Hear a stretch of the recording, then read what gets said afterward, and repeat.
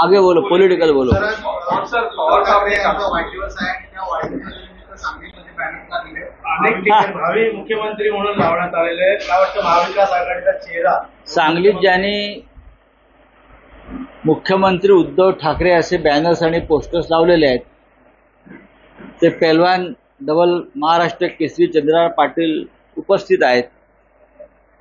या लोकभावना आहेत. जे पोस्टर्स किंवा बॅनर्स ते काय आम्ही सांगत नाही, या लोकभावना आहेत आणि त्या आपल्या भावना लोक अशा पद्धतीने व्यक्त करत असतात. त्याच्याविषयी कोणाला दुःख वाटण्याचं कारण नाही. काही पक्षामध्ये तर 3-3 नेत्यांचे बॅनर्स लागतात भावी मुख्यमंत्री म्हणून, काही ठिकाणी 4-4 नेत्यांचे लागतात. आता ती काय महायुती म्हणतात, त्यात 7 लोक मुख्यमंत्री पदाचे उमेदवार आहेत. माननीय उद्धव ठाकरे यांनी या राज्याचे मुख्यमंत्री म्हणून जे नेतृत्व केलं संकट काळात, राज्य आणि देश संकटात असताना त्यांनी ज्या पद्धतीने राज्य चालवलं आणि राज्याचं जीविताचं संरक्षण केलं ते लोक विसरलेले नाही. एक आश्वासक चेहरा आहे. दुसरा असा आहे की संघर्षातून ते पुन्हा उभे राहिले, वारंवार उभे राहतात फिनिक्स पक्षाप्रमाणे. नरेंद्र मोदी आणि अमित शहा या 2 व्यापाऱ्यांनी गुजरातच्या सत्तेच्या बळावर, पैशाच्या बळावर, दहशतीच्या बळावर हिंदुहृदय सम्राट शिवसेना प्रमुख बाळासाहेब ठाकरे यांची शिवसेना ओरबडून घेतली. आमचं चिन्ह, आमचा पक्ष हा ओरबडून घेतला आणि गद्दारांच्या हातात सोपवला. त्यांना वाटलं नेतृत्व संपेल, शिवसेना संपेल. पण त्या संकट काळात सुद्धा माननीय उद्धव ठाकरे साहेब जिद्दीने उभे राहिले. त्यांनी आपला पक्ष नव्याने उभा केला. 9 खासदार वेगळ्या चिन्हावर निवडून आणले आणि आज आम्ही विधानसभा जिंकण्याच्या दिशेनं दमदार पावलं टाकत आहोत. हे सोपं नाही. या राज्याची जनता माननीय उद्धव ठाकरे यांच्या पाठीशी उभी राहील. या राज्याच्या जनतेनं जे बाळासाहेब ठाकरेंवरती प्रेम केलं, हिंदुहृदय सम्राट बाळासाहेब ठाकरेंवर, तेच प्रेम ते उद्धव ठाकरे यांच्यावर करतात. त्याच्यामुळे गुजरातमधून औरंगजेबाचे कितीही चेले चपाटे आले गुजरातमधून, तरी त्यांना महाराष्ट्रात शिवसेनेला खतम करता येणार नाही, ठाकरेंचं नेतृत्व संपवता येणार नाही. हा छत्रपती शिवाजी महाराजांचा महाराष्ट्र आहे आणि इथे फक्त छत्रपती शिवाजी फॅन्स क्लबच चालतो. औरंगजेब फॅन्स क्लब भाजपात आणि गुजरातमध्ये. कारण औरंगजेबाचा जन्म कुठे झाला? गुजरातमध्ये झाला. आमच्याकडे छत्रपती शिवाजी महाराज जन्माला आले आणि आम्ही शिवसेनाही त्यांच्या विचारानं निर्माण झाली. त्याच उद्धव ठाकरेंना अडचणीत निर्माण करण्याचं काम करण्यात आलं होतं. फडणवीस अनेक खुलासे जे आणि देशमुख यांनी केले. उद्धव ठाकरे असेल, देवेंद्र फडणवीस, बरं का, ही राजकारणातली पावसाळ्यात उगवलेला छत्री आहे. कसं आता राजस्थान, मध्य प्रदेश वगैरे अनेक भागामध्ये मुख्यमंत्री नेमले गेले, कोणाला माहीत नाही. तसंच त्या काळामध्ये देवेंद्र फडणवीस यांना मुख्यमंत्रीपदी अनेक अनुभवी नेत्यांना डावलून केल्यामुळे देवेंद्र फडणवीस महाराष्ट्राला माहीत झाले. देवेंद्र फडणवीस यांना नेतृत्व करण्याची चांगली संधी प्राप्त झाली. पण कपट कारस्थानाचं राजकारण, दळभद्री राजकारण, महाराष्ट्राला कलंकित करण्याचं राजकारण त्यांच्या नेतृत्वाखाली झाल्यामुळे त्यांनी महाराष्ट्र कलंकित केला आणि आज महाराष्ट्र त्यांचा द्वेष करतो. या राज्याची जनता, या राज्याची बहुसंख्य जनता देवेंद्र फडणवीस यांना खलनायक मानते. त्याला जबाबदार ते स्वतः. एक उत्तम संधी त्यांनी नेतृत्व करण्याची गमावली.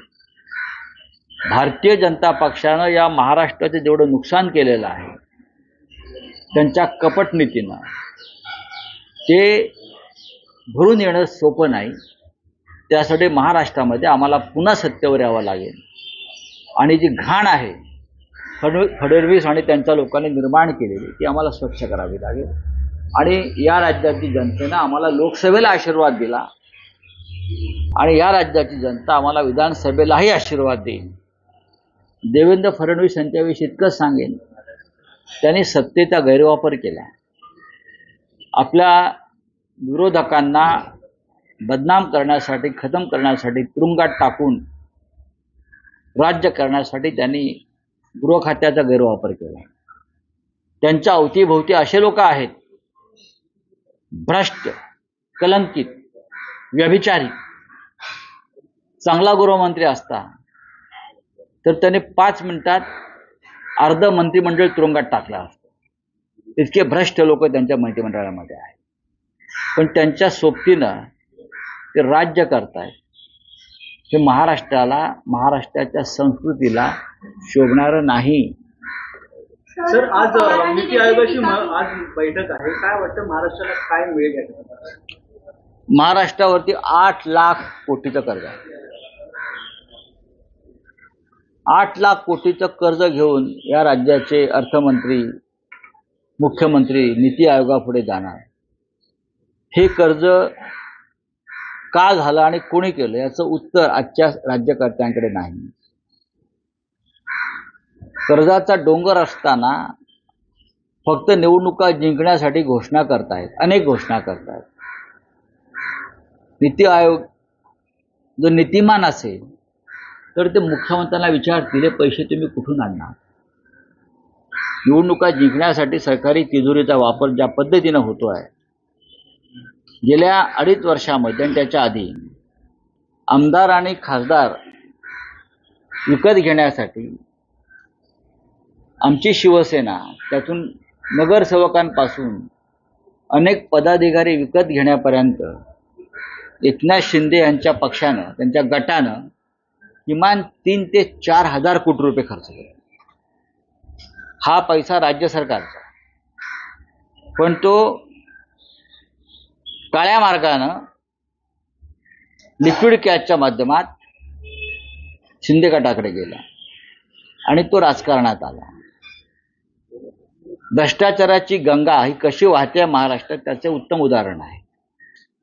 कालच्या लोकसभा निवडणुकीत, कालच्या विधान परिषद निवडणुकीत आणि उद्या होणाऱ्या निवडणुकीसाठी अशा पद्धतीनं या राज्याचे लुटलेले हजारो कोटी रुपये राजकारणामध्ये आणले जातील आणि भ्रष्टाचार आम्ही सहन करणार नाही असं सांगणारे नरेंद्र मोदी इथे त्यांच्या व्यासपीठावरती टाळ्या वाजवायला येतील. तो नीति आयोग की मीटिंग है आज, 6 राज्यों के मुख्यमंत्री विरोध कर रहे हैं जो अपोजिशन के हैं.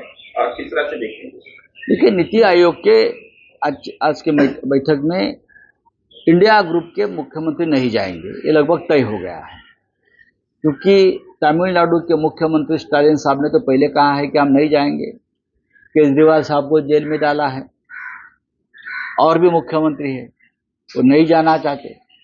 तेलंगाना के मुख्यमंत्री नहीं जाना चाहते, इसलिए कि नीति आयोग देश के विकास में समतोल नहीं रख रही है. आपने बजट में भी देखा है और नीति आयोग के कार्य में भी देखा है. सर, आज उद्धव ठाकरे का जन्मदिन है सर, हिंदी में सर. हाँ, बताइए आप. सर, उद्धव ठाकरे का जन्मदिन है. आपने 2 व्यापारियों की बात की, औरंगजेब फैन क्लब की बात की और भावी मुख्यमंत्री के पोस्टर लगे हुए हैं उद्धव ठाकरे जी के लिए. क्या कहना? देखिए, उद्धव ठाकरे जी ने इस राज्य का नेतृत्व किया है बतौर मुख्यमंत्री, और संकट काल में जब इस देश में पूरे कोरोना का संकट चल रहा था तब उद्धव जी ने महाराष्ट्र को संभाला. यहाँ के लोगों की जान माल की रक्षा की. न जात देखा न धर्म देखा है किसी ने. लोग आज भी भूले नहीं है. ये इस देश के नहीं, इस राज्य के लोगों की भी भावना है कि विधानसभा चुनाव के बाद फिर एक बार उद्धव ठाकरे जी के हाथ में इस राज्य की कमान है. ये लोक भावना है। तो आज उनका जो जन्मदिन है तो उनके भावी मुख्यमंत्री ऐसे पोस्टर लगे, उसमें से हमारे एक चंद्रहार जी पाटिल है, डबल महाराष्ट्र केसरी, उसने भी पूरे सांगली कोल्हापुर में पोस्टर्स और बैनर्स लगाए हैं। लोगों की भावना है, ये कोई राजनीति नहीं है। लोग चाहते हैं कि इस राज्य की नेतृत्व की बागडोर फिर एक बार उद्धव जी के हाथ में रहे, ये शुभकामना है लोगों की। तो फैन क्लब की बात की उद्धव जी का नेतृत्व ऐसा है कि संकट के घड़ी में उनका नेतृत्व ज्यादा चमकदार हो जाता है। गुजरात के दो जो व्यापारी है राजनीति में, ये दोनों व्यापारियों ने कोई कसर नहीं छोड़ी शिवसेना खत्म करने की, उद्धव ठाकरे जी की लीडरशिप खत्म करने की। पूरी पार्टी का चुनाव चिन्ह खत्म कर दिया और बेईमान लोगों के हाथ में सौंपा। उनको लगा पार्टी खत्म हो जाएगी, लेकिन ये छत्रपति शिवाजी महाराज को जन्म देने वाला महाराष्ट्र है। औरंगजेब का जन्म गुजरात में हुआ है, तो औरंगजेब फैंस क्लब गुजरात से आता है। महाराष्ट्र में छत्रपति शिवाजी फैंस क्लब है। आप हमसे टक्कर नहीं ले सकते, हमारा प्राण जाएगा, लेकिन हम वचन नहीं छोड़ेंगे। इतना ही कहता हूं। 50 माजी नगरसेवक शिंदेच्या पक्षात गेल्याचा दावा मुख्यमंत्र्यांनी केलेला आहे। माजी नगरसेवक शिवसेनेचे जाऊ द्या ना, आतापर्यंत आमदार, खासदार, नगरसेवक पासून ते शाखा प्रमुखापर्यंत विकत घेण्यासाठी 3,500 कोटी रुपये खर्च झाले, काळा पैसा, ब्लॅक मनी। नरेंद्र मोदी काय म्हणत होते, काळा पैसा मी जनतेमध्ये वाटेन, ब्लॅक मनी जो आहे हा मी भ्रष्टाचाराचा पैसा जप्त करून जनतेत वाटेन। हा कुठे वाटला जातोय हे तुम्हाला दिसतंय महाराष्ट्रामध्ये। आपण पाहताय ना, शाखा प्रमुखालाही 5-5 कोटी रुपये दिले जातात विकत घेण्यासाठी आमच्या। हा पैशाचा खेळ आहे, हा भ्रष्टाचाराचा खेळ आहे। लोकसभा निकालानं या राज्याच्या जनतेनं आपला कौल स्पष्ट दिला, विधानसभेत सुद्धा हा कौल स्पष्ट होईल। तुम्ही आमचे किती लोक विकत घ्या किंवा फोडा, या महाराष्ट्रामध्ये महाविकास आघाडीचीच सरकार येईल, याच्याविषयी माझ्या मनात शंका नाही।